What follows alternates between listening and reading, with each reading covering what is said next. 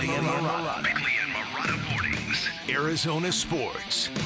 The local sports leader. Bickley Blast.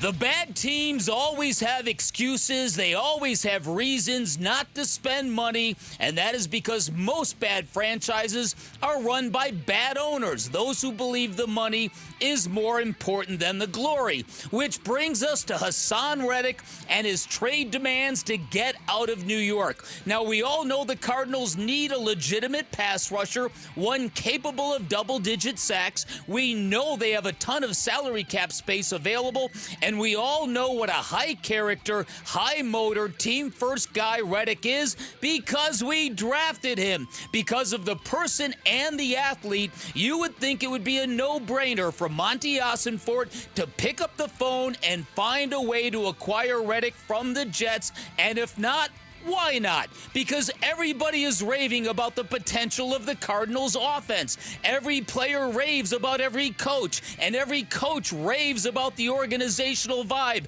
and the winning behavior that has become the team culture in Arizona. And, well, if everyone believes in everyone, then where is the sense of urgency to win now? Now, this shouldn't be too much to ask of an NFL team because all of them are swimming in money. Look at the Diamondbacks. They have spent ambitiously, and they're reaping the benefits of having a team that is deep all the way to the bottom of the tank. The Suns have become the gold standard for dollars spent in pursuit of a championship, and now it is time for the Cardinals to show the same commitment. So make the call, Monty, because at some point, winning behavior has to include, actually winning games.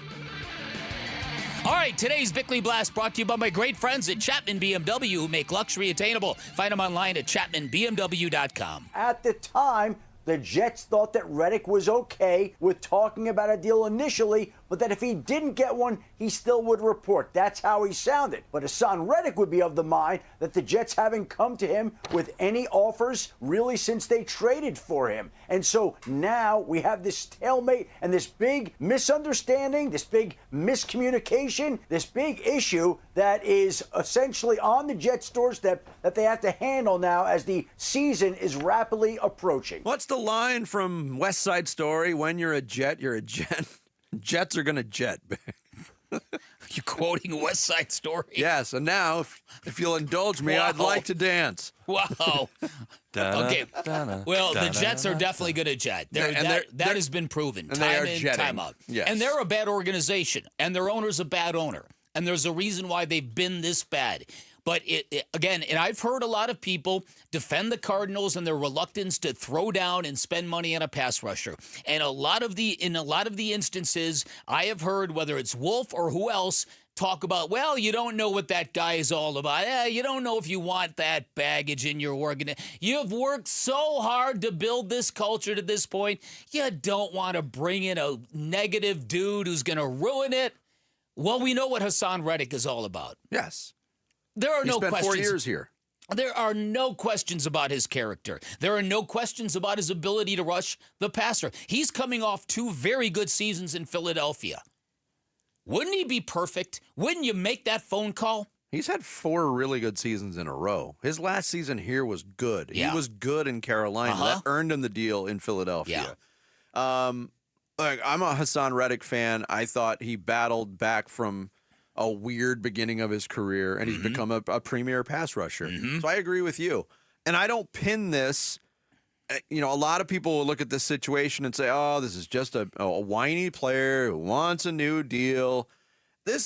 I pin this on the Jets. This started in Philadelphia. Reddick wanted a new deal. The Eagles said, okay, we are not in the giving Haason Reddick a new deal business. We're going to trade you.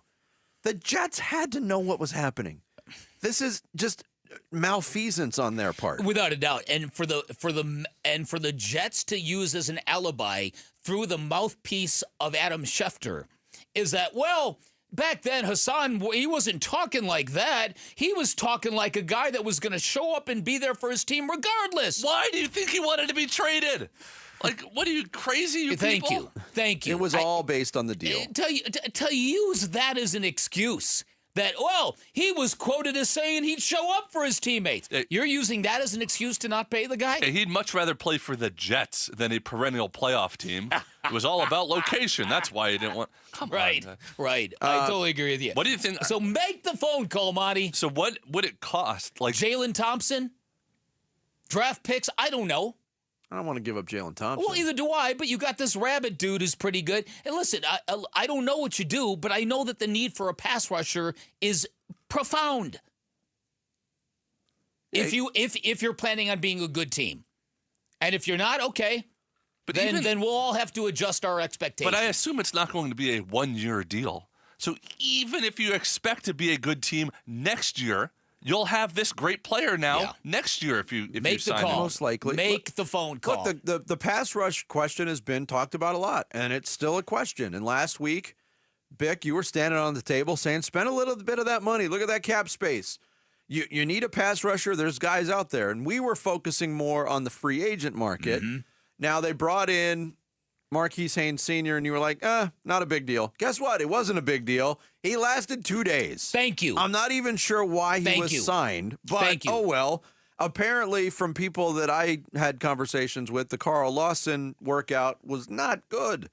So, again, and we discussed this at the time, there's a reason why some of these guys are free agents at this point, still on the street.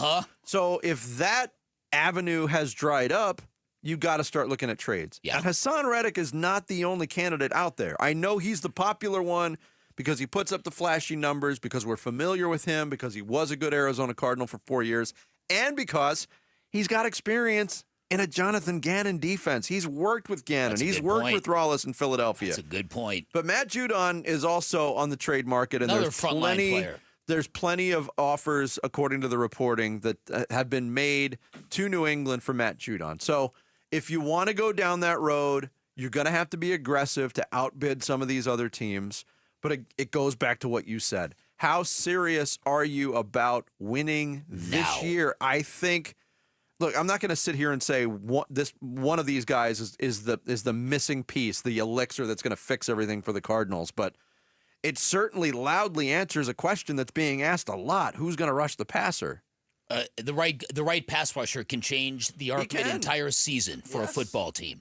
And we've seen that up close and personal. And again, what gets me nutty here is you've got a lot of optimism here locally, and you've got a lot of conversations that we have willingly participated in about how underrated the Cardinals are, how the Cardinals are not getting their due, how they might be a surprise team.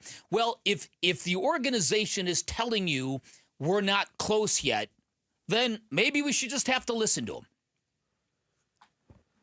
You know what I mean? If maybe they're right then. If the Cardinals believe we are not in the position to spend money on one guy because we're not there to win yet, then maybe the national experts have it right and we all have it wrong. And our optimism needs to be turned down a couple of notches.